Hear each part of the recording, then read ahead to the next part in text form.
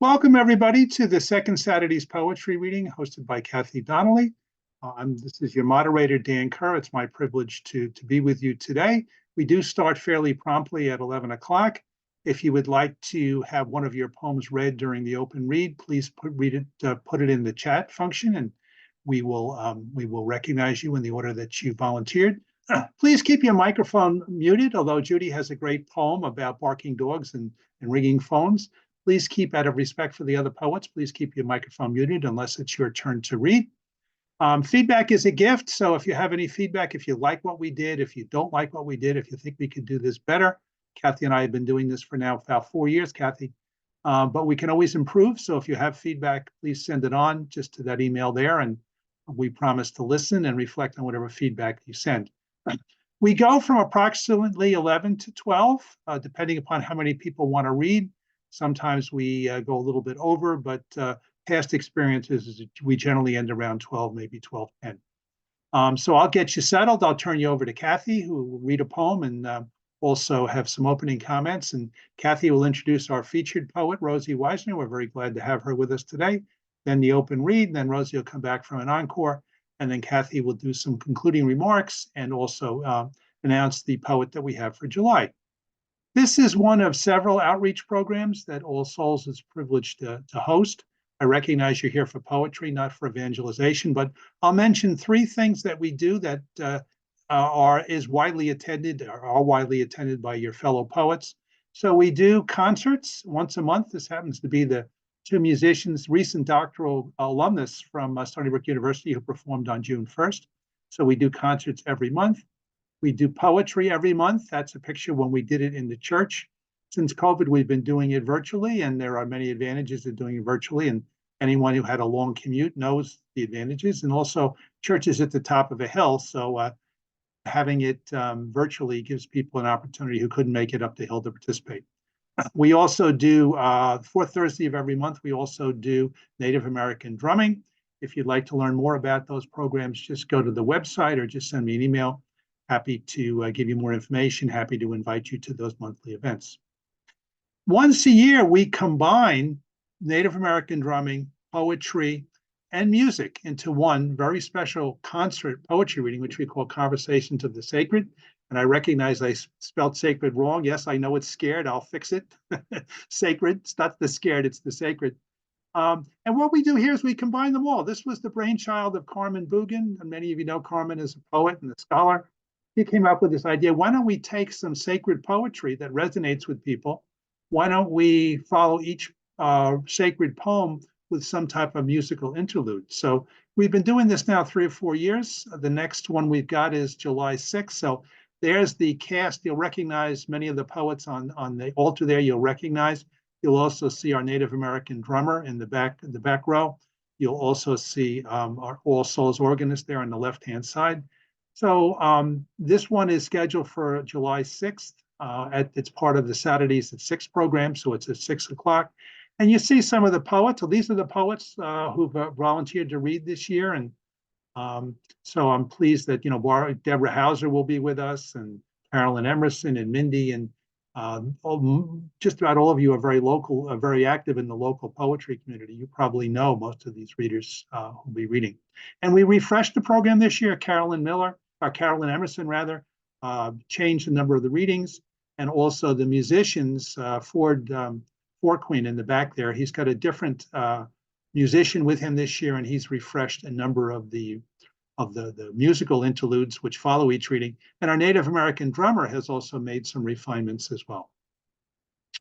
So please consider joining us on July 6th.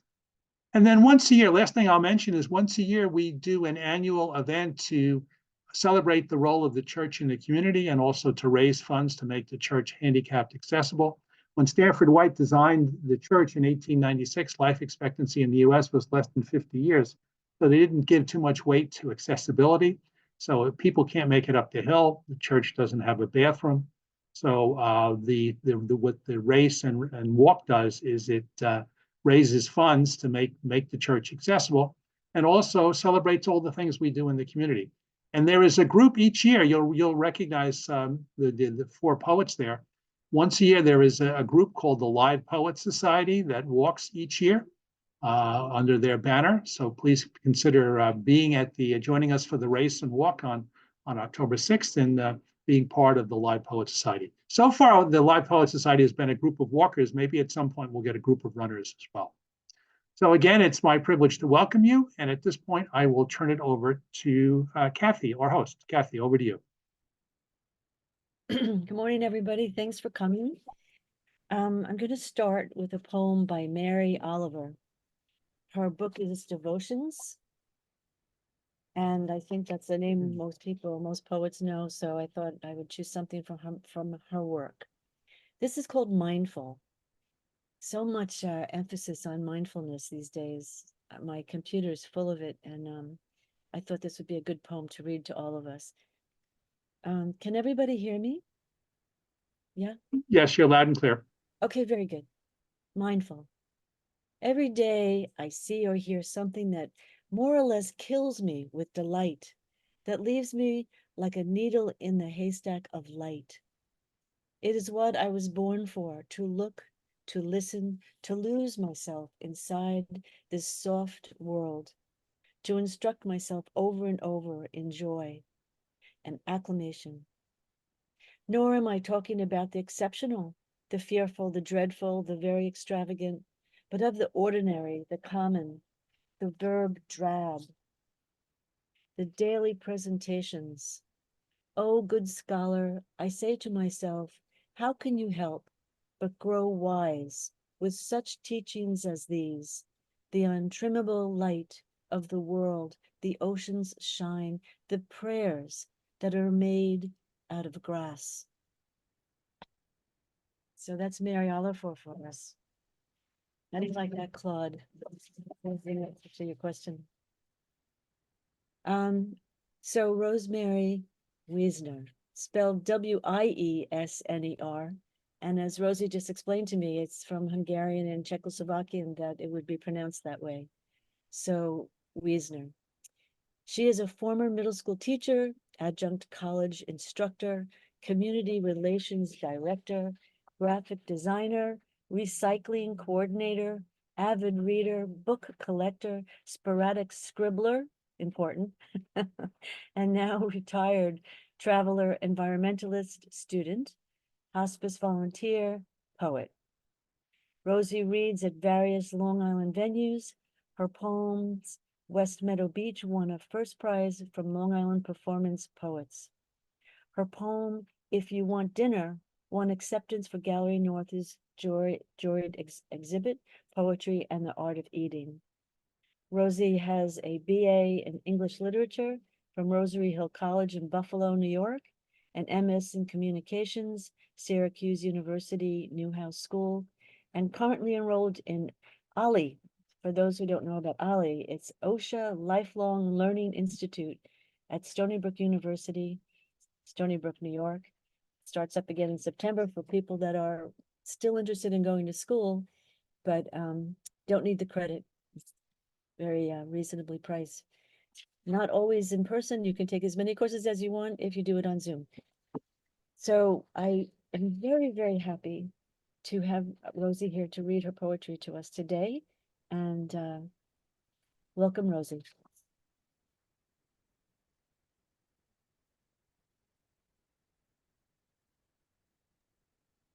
Rosie, there you go. You're on. Got it. I'm so honored to be here. This is just a real treat. I went through trying to pick out poems, and then I just decided to pick a whole bunch and see where it goes. So we'll see what happens. I'm going to start with a poem called After the Rain. It seems to follow sort of follow a Mary Oliver theme. After the rain, I roam the yard emptying water wombs, flower pots, chair seats, lanterns, spilling amniotic fluid, killing mosquito babies. What a strange arrogance we preach, swatting flies and smacking spiders. There is a mouse in my kitchen stuck on a sticky trap. He can't get off, but he will not die. He looks at me and I am damned. I know in that moment that God is a mouse. Is it because he looks back at me, the mouse?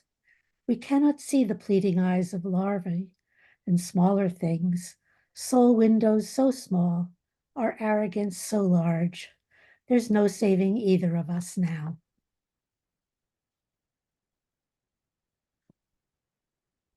And following a similar theme, delivery. I'm not sure who is more startled, you or I, checking for the morning mail. I pulled down the flap of the mailbox and there you were. You froze, and so did I. I wasn't sure which of us was the interloper. Your round web nest, compact and complete. My mail nestled tightly in the box. I gingerly removed what was mine. You kept guard, an eight-legged mother ready to pounce. I gently closed the lid and left you to your nursery. It's been days now. Each morning the postman inserts through the front, I remove through the back. Do you read my mail while you await your births? Once I thought to name you, but what do I know? Your name is yours, and we both have things to do.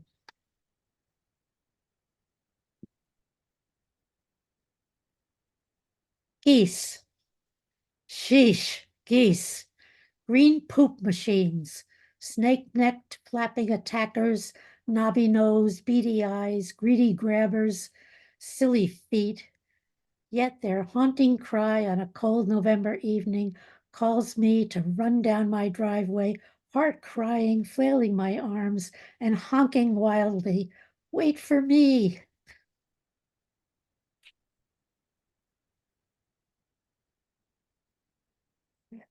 You can't see me.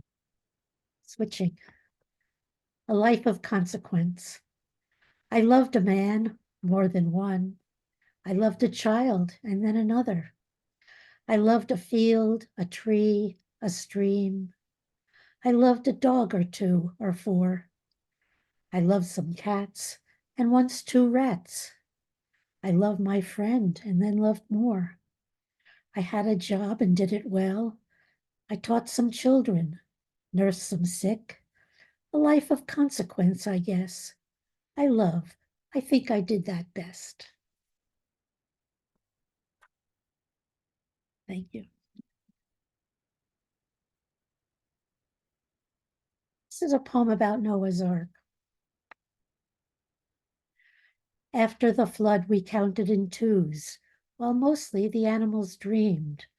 The light on the wet land was singularly bright, washed clear and hopeful. The thick mud rich and supple, ready for seed. We scavenged for objects, wood and stones, carried some embers from within, and began again, a place to sit, a fire in the hearth.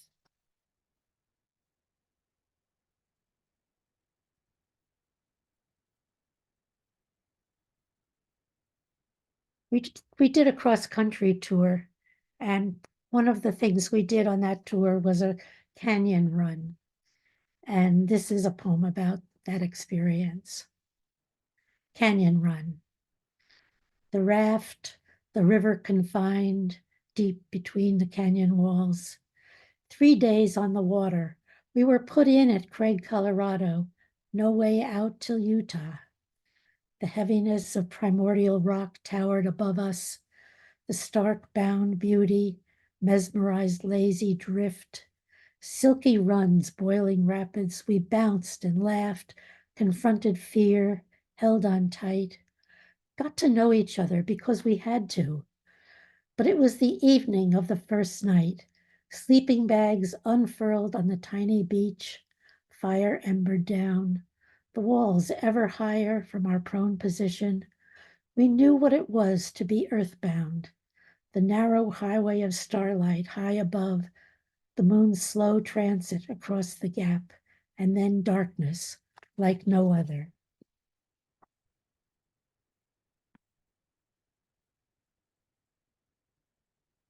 Back to bugs. Ants. Watching an ant hill is a mind boggle. eyeballs stretching to follow at 49 directions. What kind of upbringing did they have to be so frantically dedicated to industry? We would never stand for such hyperactivity, but by God, they do get things done.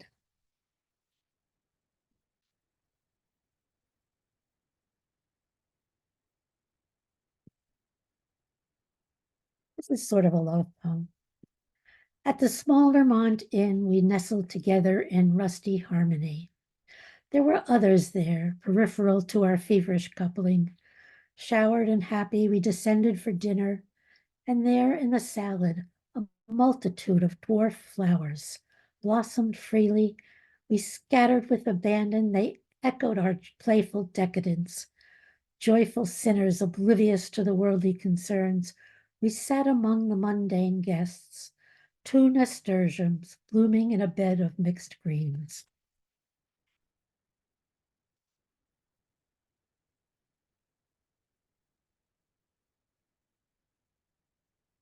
Expediter. I need someone to expedite me, galvanize me, kick my butt, goose my fanny and fire me up, grease my wheels and get me cracking, push me off and make me vacuum.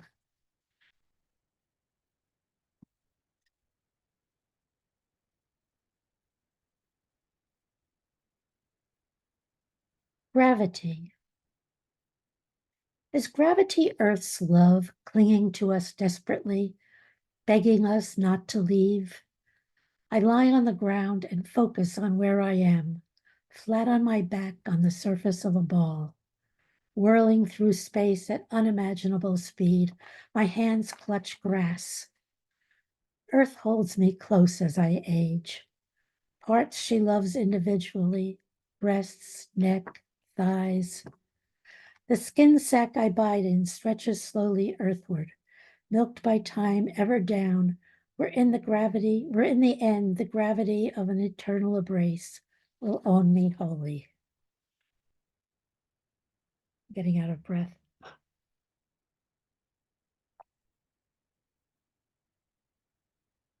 Cranberry juice.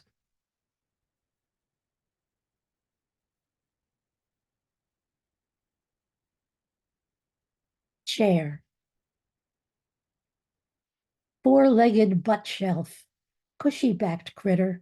What possessed us to rise off our haunches, to suspend our ass midair, feet dangling, blood cut off behind our knees, or like Edith Ann, legs stretched straight out, ankles awkward, feet splayed, flapping in the breeze. We used to fold up on the floor, Indian fashion.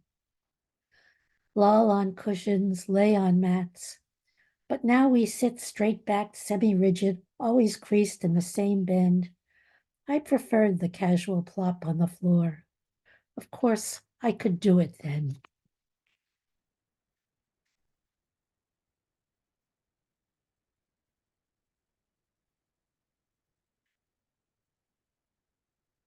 West Meadow Beach, April. Slate water, gray sky. I sit here at the end of the earth, salt air settled still around me. A single gull combs the hard sand. We two share this place where rain tick-ticks on dry tidal grasses.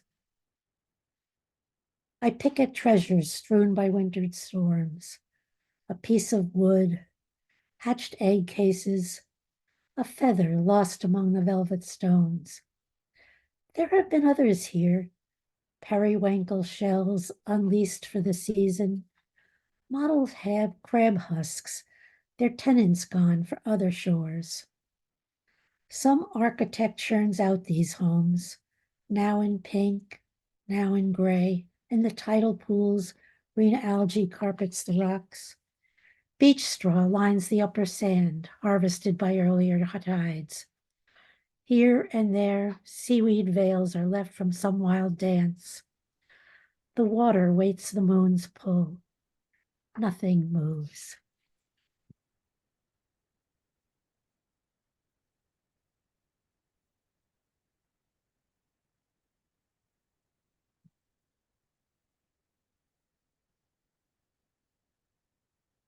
baptizing the baby. Lake water, warmed by the afternoon sun, Northwood standing somnolent and still, small sand strand, hot to the soles. I took her hand and toddled her into the water. Deeper we went until I lifted her in my arms, then gently dunked her under the surface and raised her, startled and laughing. I held her high and holy, slowly turning her to the sun, and then north, east, south, west, naming the four elements, earth, wind, rain, fire. I dedicate you, I dedicate you, I dedicate you, blessed earth child of the universe. Then lying her back, I cupped my hand, scooped the water, and shoulders slumped, I dripped it gently on her head, the Father, the Son, the Holy Ghost, just in case.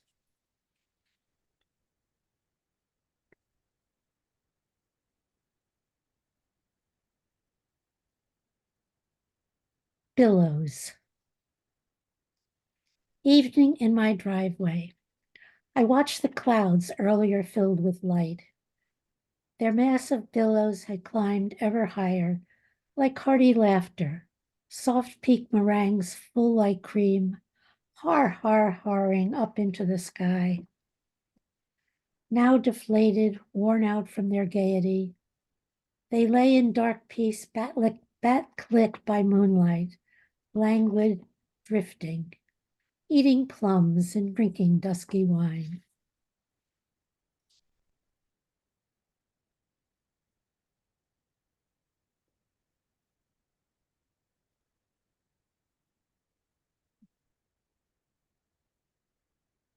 This is a poem about a true experience.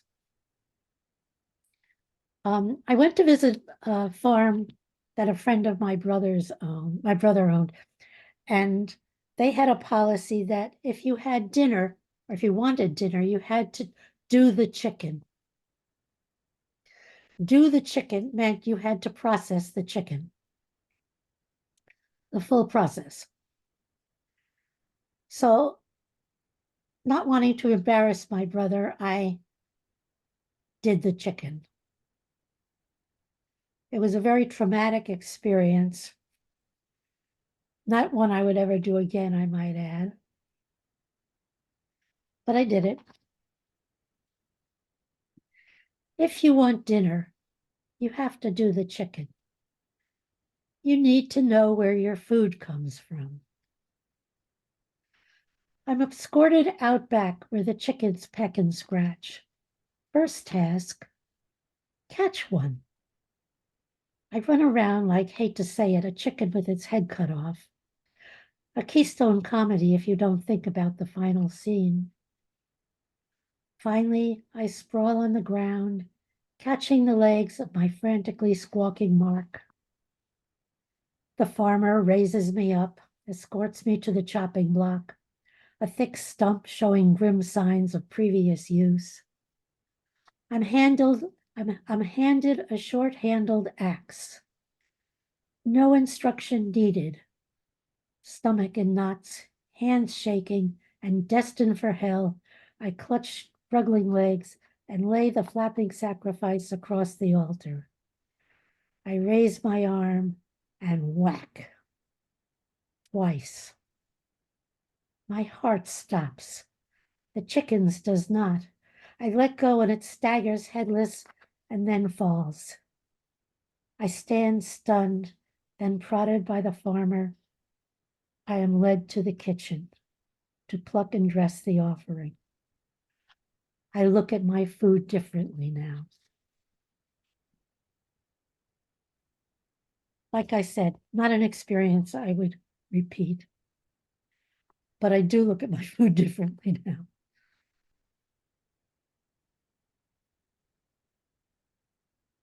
In the company of my pajamas. This was a poetry prompt for a workshop that it was a regular workshop that Ginger Williams used to hold. And that was the prompt, in the company of my pajamas. In the company of my pajamas, I do random things. I read or fritter. I cook and eat. I sleep, of course. But depending on which ones I'm wearing, I might walk out to retrieve the paper and look at tree patterns against the sky, or lay on the couch and watch the moon rise over Vivian's house. My neighbor has drifted over her farm at 3 a.m. in her nightgown, shooting raccoons out of the tree over the chicken house. I don't do that, although I have regretfully squished bugs. And once while camping, I sat at the lake and took them off and wore instead the cool, star-sparkled water, but not for sleep. I highly recommend skinny dipping. It was my first experience, and I repeated it several times. It's also unforgettable, but in a good way.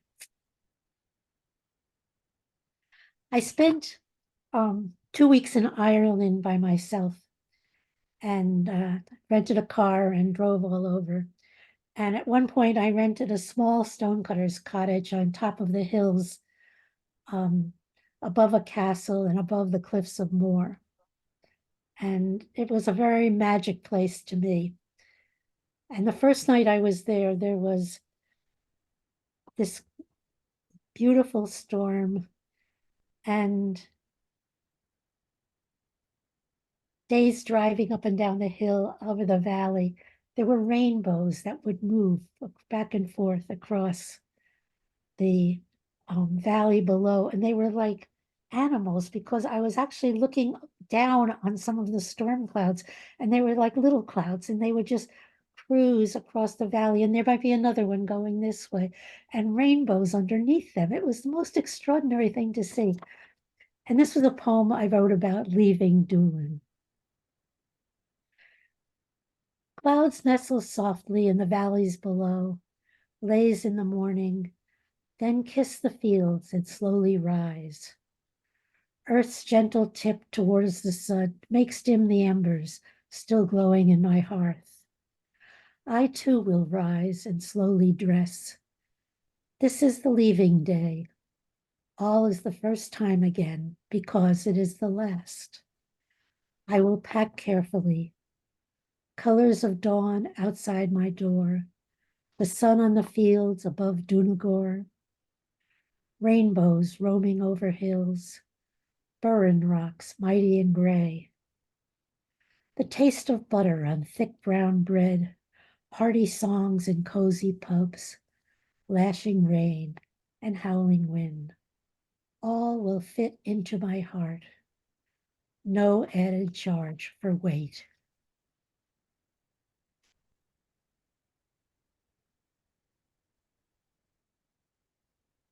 This is a memory poem about my mother. It's called Collar. Fix your collar to the mother mantra. Fingers tugging at my neck, untidy, unkempt, never concerned about my underwear, only the contemptible stray collar. It frames your face.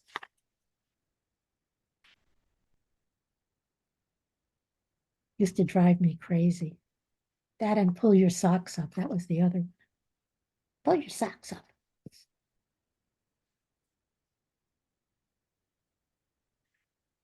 Have you ever thought about the first person to eat a pineapple? Pineapple. What a peculiar fruit. Looking so like a thorny grenade. Prickly leaves, scratchy skin. Who even bothered to pick up the first one, much less take a bite? But perhaps they dropped it, sucked their bloody fingers and looked down, saw at their feet the blazing sun cracked open, juicy and sweet, dripping and succulent.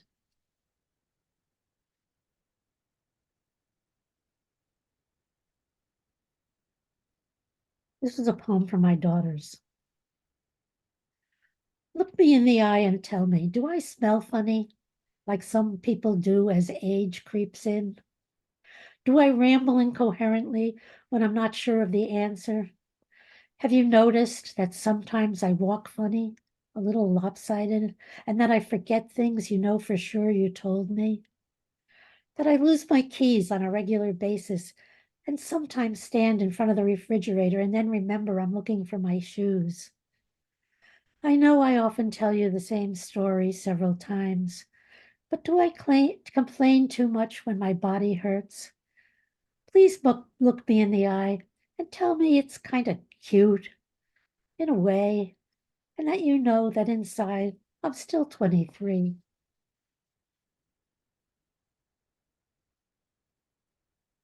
Been there.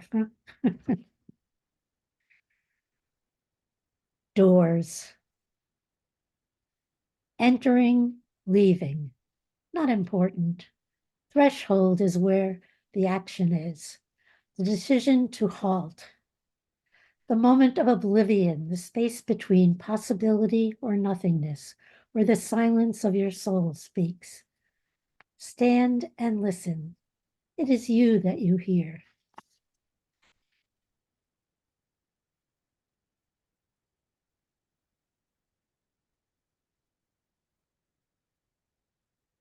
Random thoughts.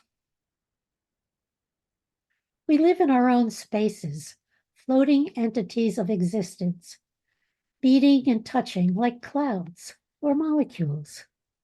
I am here, someone else is there, in China or Africa, moving through the day, scrabbling to make do, in whatever place, whatever time we've been set down in. We look for purpose, or maybe water. We love our children. We feed grandly or subsistently. Our health is good or not. If we are lucky, our bodies age. I am on a couch eating a sandwich, but I could just as well be crouched on a dirt floor, trying to suckle my last surviving child with dust.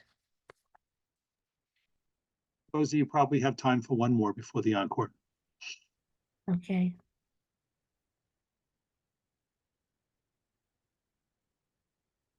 All right.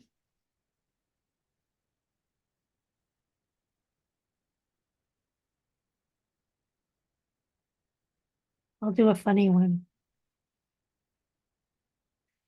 You ever get emails about enhancing your penis? I do. I don't get so many as I used to do, but I used to get them all the time. So this is to Nicola Stewart regarding her peculiar email. I do not have a penis. Your continued generous online offers of enhancing pharmaceuticals will have no effect on my ability to perform, unless they are ingested by an affectionate male with a quirky sense of humor and the capacity to cherish, as well as the willingness to turn a somewhat, although not entirely, blind eye on my imperfect but eager form and still be there in the morning. Thank you. Thank you so much. This is wonderful to be with you. You know, I wish, Rosie, you could hear the responses to your poems. You know, I see Judy snapping her fingers, and it works for Zoom because what difference does it make? Although that was something I think that was used in the city, so they wouldn't disturb neighbors with, you know, applauding. Oh, Anyway, very funny. I think Just a wonderful range of poems that I'm just looking over my little reflections about the mouse stuck on the track, and you realize God is communicating with you. That wonderful scene when you went to get your morning mail and you're sharing it with a young mother.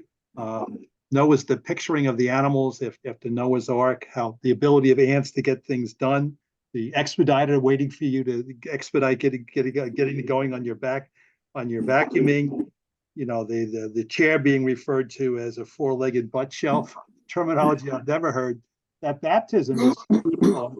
I'm glad eventually you got to the Father, Son, and Holy Ghost at the end. That's good. never quite left it. They're gonna hear the noise if you make. And You the don't have to do that today. keep your mics muted till you're called upon, please. Also with the chicken, how that it's going to impact the way you look at food. That was very moving, and you can hear your mom's voice about fixing your collar. And the hand grenade, the pineapple thought of as a thorny hand grenade, just something I'll always remember. And I'll think of you the next time I get a note on enhancing my penis. Okay, so with that, we're going to move to the open read. So I'm going to, those of you who've got your mic on, I'm going to mute you so we don't get background noise. And we're going to call upon people. JR, I'm going to move you to the top because I know you have a commitment that you need to go to, and all you do for the poetry community. We'll let you jump the queue. Marvin will certainly delegate the leadoff spot to you. Just the little ground rules for folks, parameters, enter your name in chat. If you want to read, please, only one poem, no more than 5 minutes. Stay muted, wait to be called upon. And again, we'll probably end around 12, but if necessary, we'll flex to go a little bit longer. The order of the poets, and please be prepared to go in this order. We're going to start with JR, then we're going to do Marvin, and then we're going to do Herb. So JR, we're going to go to you first. Super. Thank you. Thank you, Rosie. My gosh, this was just delightful. Wonderful. So yeah, I'm running off to Building Bridges, a Walt Whitman International program. Feel free to click into Walt Whitman. The Zoom link is there. It's like a 2-hour program. Long Island, I'm representing Long Island with 3 poets, and there's Romanian and Maltese readers also. So that's pretty exciting. So Rosie, we'll do something hopefully funny. Pick a number from 1 to 24, and I'm going to give a read from Dog Speak. Can you do that, Rosie? I know you have to unmute her. So Rosie, come on, Mike, and give her a number from 1 to 24. 16. 16. Okay, let's see. All right, this is hour 16. This is just past midnight, so it's quite appropriate. Yawn. We're watching TV on the couch, a bad movie, but I'm not allowed to touch the remote. You stick with it, but I've seen enough. I should tell you that this isn't the voice of dogs, so I guess it'll become clearer. I look over at you to telegraph the idea of changing channels. You yawn, I yawn. I know that dogs will yawn if they see a human yawn, but I wonder if you'll yawn if I yawn, and so I yawn. You yawn. You look surprised. I wonder if you're thinking what I'm thinking, and you yawn. I yawn. You spin on the couch, sit to face me, and I sit up facing you. I yawn, you yawn, you yawn, I yawn. I fake a yawn, and you yawn. You fake a yawn, I yawn. TV and remote forgotten, we both yawn. Yes, this is much better than a bad movie. You and me, we fall asleep, yawning. Thank you. Well done. Hate to run, but thank you. Thank you, JR. Marvin, over to you. The poem is called 2 Doors Down. Trying to sit, his body would bend like a slowed down toy. His mouth would almost touch his chest as he slept in the sun in a rusted chair before his house. When Mr. Moody was awake as he could be, he would watch us play ball, and I always waved to him. He raised a hand shoulder high and moved his fingers toward me. I always liked old people, and Mr. Moody might be 100. Now's your chance to meet him, said Mom, when bringing in the mail. The postman made a mistake. He delivered us this letter for 2 doors down for Mr. Moody. Go ring his bell, give him his letter, maybe talk to him a little. When I rang the bell 2 doors down, a woman pretty old appeared, invited me in to meet my father, seated in their backyard garden. He was drinking lemonade. Have some, my boy. Dora, pour him some. Good lemonade, Mr. Moody. I like it, he said. His voice was like sandpaper. You're the boy who gets those hits. Other kids also, Mr. Moody, but not like you, he said. A ladybug was crawling on the blue veins of the man's hand. May I, Mr. Moody? He saw the ladybug, nodded. I flicked it away. Your hand is warm, Sonny. Your hand is cold, Mr. Moody. I'm old, that's why. I even fought in the war. What war was that? The war against the Nazis. I was at the Bulge. The Battle of the Bulge? I learned about it in school. It was brutal. Worse than that. Then the voice grew even hoarser now. We were frozen and taken a licking, outmanned, outgunned. Ever see red snow, Sonny? No, sir. Red snow everywhere. You won that battle, didn't you? We did, if you could call it that. Patton saved us. Patton. He was a tough guy, I read. I shook his hand, Sonny. Patton, wow. Wilbur, here are some of the few still left, pointing to a plate of cupcakes. Cupcakes, Sonny? Nora made them. She gets on my nerves sometimes, but her cupcakes are worth fighting for. They're good, I said, munching away. Looking around, I saw tall flowers, purples, yellows, and reds, and on sticks and envelopes with pictures of radishes, tomatoes, and beans. Very beautiful garden, Mr. Moody. When I turned around, he was asleep. Come back. He has plenty of war stories to tell, if you like that sort of stuff, his pretty old daughter said. Thank you, I said. And to myself while walking home, thank you, mailman, for delivering the message that 2 doors down could be a war or a world away. Thank you, Marvin. Well done. Felt like I was there with you. Herb, over to you. Okay. This is a poem from June 1977. One summer day in Orange, my old car wheezed, death rattle. The sun had us both boiling. Southern Californian smog tainted leaves and the blue sky. Foothills disintegrated. The evil spell spilled over me, too. Air conditioning was the only antidote. Books, cool air, and a friendly face were what I needed. The library was my refuge. My old car's junk joints creaked while it crawled to a parking stall. With a shudder and coughing, it lost consciousness. I stepped into the thick, small cloud of smog it created with a shudder and coughing. Your new blue car was here. Your friendly face would make me feel better. I saw you when I entered. Your fine, fashionable clothes embellished your bright beauty. No smog poured round, only light, warmth, more perfect than the sun's. Your tall, slender figure and thin, fair face radiated light, warmth, gracefully, and called to me like gravity. I forgot my clean but ragged body and clothes and raced right to you.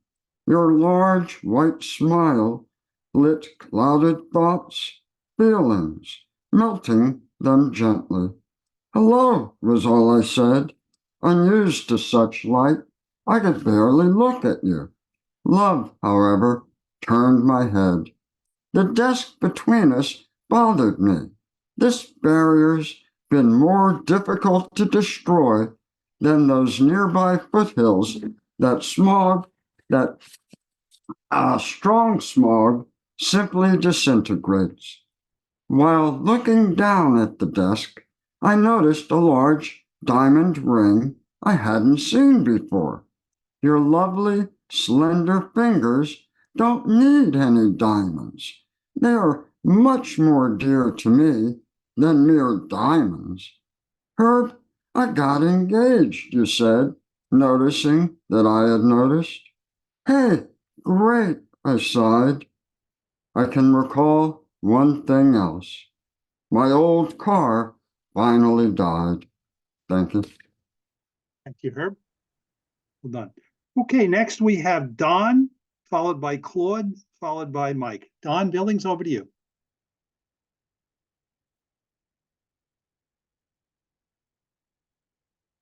Don, you got to put your mic on. Okay, there you go. I just wanted to say before I did the poem, Rose's poem about Do the Chicken brought back a story from when I was in the Army. During Vietnam, we were trained for survival. If you were out in the jungle by yourself, you had to find your own food. So we were down in Texas and we had to kill our own food. And some people ate rattlesnakes and whatever you could get. And the group I was with, we were trying to catch an armadillo for our dinner. And it was so funny because the armadillo was very hard to catch. And that was quite a thing. Anyway, this is from my book, Trouble in Our Land. It's called For the Grandchildren. Have you heard about the climate problem? Something about burning oil and coal. Oh, we better speak out for the grandchildren. While they burn their coal and oil, what can grandchildren do? If we care about their future, oh, we better speak out. And the smoke holds the heat in the skies, while the sea's temperatures rise and the sea corals die, while burning coal and oil is making millions for you. Do you ever think of all the grandchildren? Would you tell them coal is clean?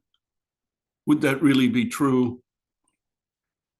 And in the skies, the temperature's rising, and the ice fields are slowly melting away.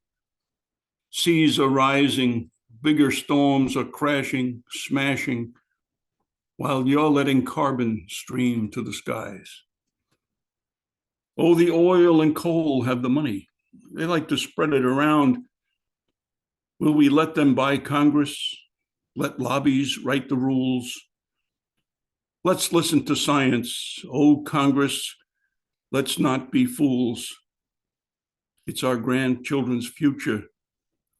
Oh, Congress, don't be their fools. Oh, yes, Congress has the power. It has the power to change. Will they give incentives to solar and wind? Will they tax carbon or let it stream to the skies? Let's listen to science. Oh, Congress, let's not be fools. It's our grandchildren's future. Oh, Congress, let's not be fools. Thank you, Don. Very timely. Okay, over to Claude. Hi, everybody. Well, I'm going to follow along with the same kind of themes. This poem's called Old Man's Breakfast Hour. Kind of like this Mr. Moody, maybe, for all I know. He's kind of grumpy. And he has a caretaker who's an artist. And artists, you know, they like organic food and stuff like that. Eat your fiber. And she likes to do metal sculpture.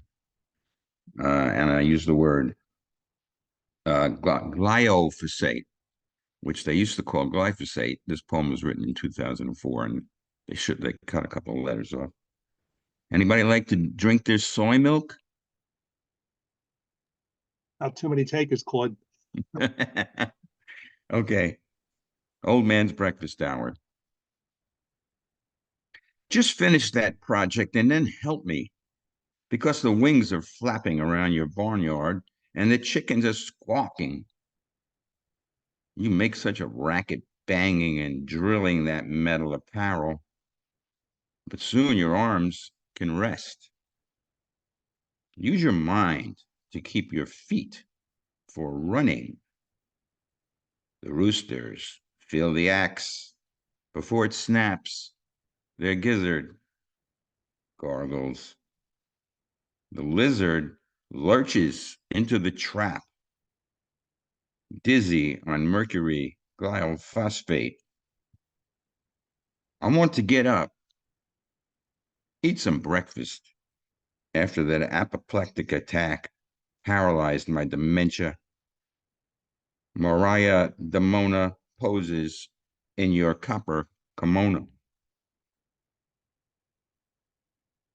Yes, I can accept whatever the pastor recommends. Now, slide over that packet of sapodillas, that's a fruit, and thatch. Spill some soy milk on it and feed me the crap. Thank you, Claude. Well done. Mike, I'm going to do a little digression here, Mike. Your fellow North Carolinian poet James has got no sound, so he's posted a poem which I'm going to read for him, and then Mike will go to you. So I beg your appreciate your understanding. So this is a poem from our friend James from North Carolina.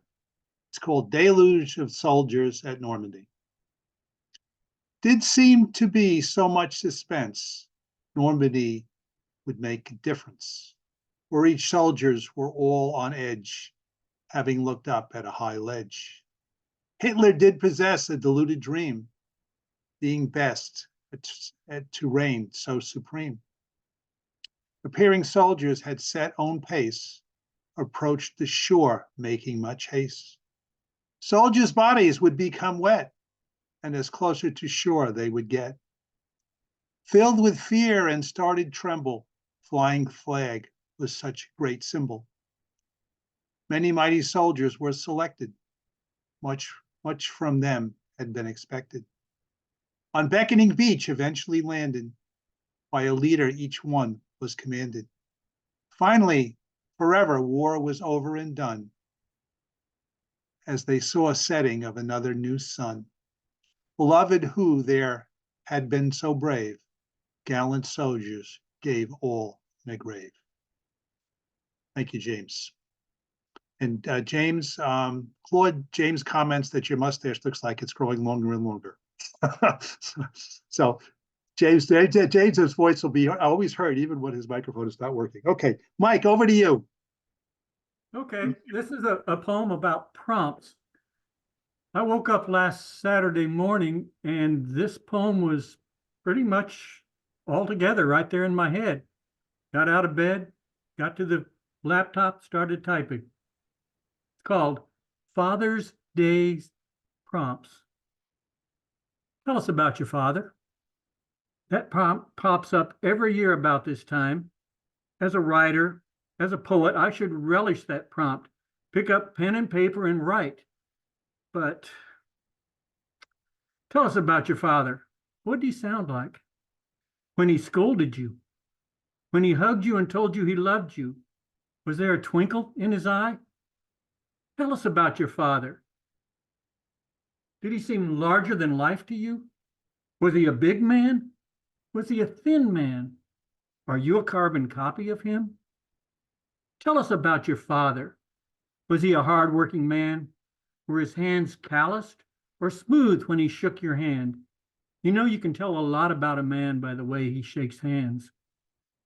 Tell us about your father. Was he a big sports fan? Did he teach you how to throw a ball, how to catch a fly ball, how to swing a bat to hit a home run? Tell us about your father. Did he tell you all about his family? Did he tell you all about his youth? Did he tell you how he met your mother? Did he tell you how proud he was of you? Tell us about your father. I have a picture of him. It's in black and white and faded. It gets fainter every year. Tell us about your father. I have his watch. I don't have his dog tags. No one has his dog tags. Tell us about your father. That prompt haunts me every year because I can't. I don't remember him. I was only 3 when he was lost.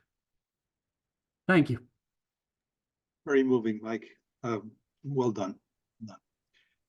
Okay, so the next poet is Dan Kerr. And Dan brought along a little prompt here. So hopefully you're seeing on your screen the image of Uhura, who was one of many Star Trek characters. And this started to be a poem about Star Trek and a memory of Star Trek upon the passing of the actress who played Uhura. But then when I wrote it, I reflected on it, and I was attending an inclusion conference organized at Suffolk Community College, how faculty could be more inclusive in their classrooms. It occurred to me that this was really a poem about inclusion. So it's called Ode to Lieutenant Uhura. The original Star Trek envisioned a world better than the 1960s.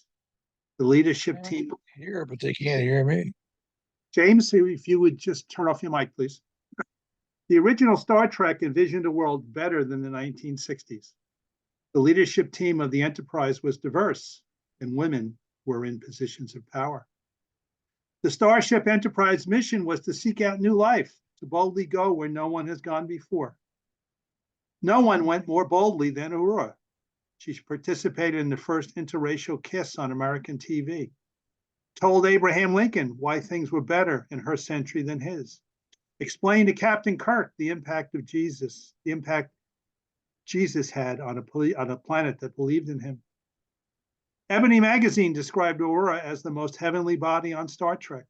She showed America that not all Black women on TV need to be maids, and Sally Ride and countless other little girls that they could reach for the stars. Uhura's name in Swahili means freedom, and she freed us all from limiting stereotypes and intergalactic ceilings. When she told Martin Luther King she was leaving Star Trek, he said, "No, you can't. You've changed the face of television forever, and therefore you've changed the minds of people." Her light, like the ancient galaxies we now see for the first time, will remain for us and future generations to draw inspiration for a better world. Okay, so thank you.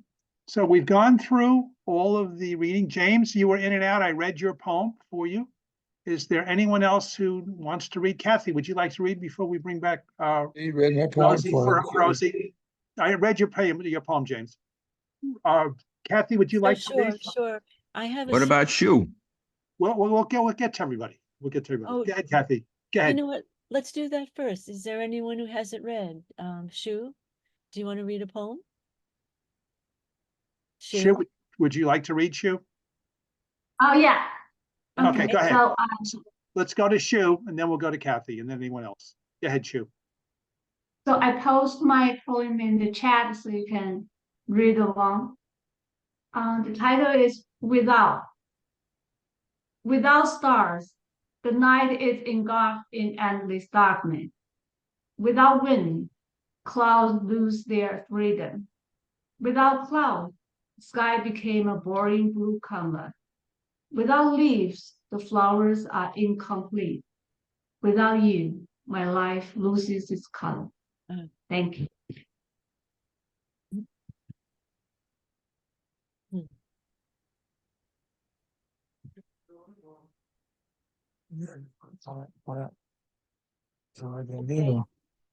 Because nobody can see my. That was a lovely poem, really lovely. Let's see, I'm going through it. Anyone else hasn't read? Looks like everyone has. So I have a short poem, and then Rosie will close with hers. It's called Dreaming. She could not fall into sound sleep, so imagined faraway places, stone castles, red velvet cushions, on mountain summits deep in snow. She skied down slopes, volcanic hot springs, steamed skin under northern lights, talked with a full moon face to face, listened to its stories. Wolves howled in the nighttime. She sang in harmony. Owls and dark shadows calling. softly. Floating away, warm ocean waves, winds lifted her body high into mist. Sunbeams in the distance, she reached out to touch light. Lost in time, sudden gust, free falling towards earth, awakened fully to her world, the one she left behind, lighter, well-traveled. Thank you, Kathy. Okay, so I'll do one last pass and see if there's any other readers. I don't think there are. Oh, looks like we heard from everyone. Okay, back to you, Rosie, for your encore. Okay. Um, this is a poem for Kathy, Oh. because she wanted it. We used to go camping every summer up at a place on the Maine coast called Ferry Beach. And we camped in the pine woods next to the beach. And when you were sleeping at night, it was hard to tell where the ocean was actually during the night. It could have been anywhere because we could hear it always. Night camping at Ferry Beach. Scratch the surfaces and reach down beneath the first layers. Colors run one shade deeper there, and something beats, barely, barely. At night, the surf enters the woods, scuttles around my tent, seeking boxes, dream things, children's shoes, searching, searching. What does the sea want, secretly seeking the tides we carry within, so like its own? The pines sob, whispering truths. The earth breathes. The stones shift. Night things murmur. We sift together in our sleep. The sea, the stones, the trees, and us, all changed, all changed. Well done. Thank you, Rosie. Thank you. Kathy, over to you. So I think what's left is to just tell you we have a privilege of next month, Deborah Hauser, who is a very, very busy girl. She's currently our Suffolk County Poet Laureate, which is quite an honor. She will read for us, and so I hope you can all be here to listen to Deborah.